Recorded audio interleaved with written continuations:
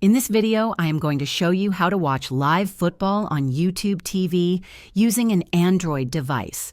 Whether you're streaming on your phone, tablet, or Android TV, this guide will help you enjoy the game with ease. Let's get started. To watch live football on YouTube TV with your Android device, start by downloading the YouTube TV app from the Google Play Store. If you don't already have a subscription, sign up for one through the app or website. Once you're logged in, open the app and browse the schedule to find the live football game you want to watch. Games are typically broadcast on channels like ESPN, Fox, CBS, or NBC, all of which are included in YouTube TV's lineup. Tap on the channel or game to start streaming instantly. If you're using an Android TV, the experience is just as smooth.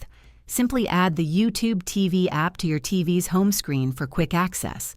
You can also use features like Cloud DVR to record games or set reminders for future matches.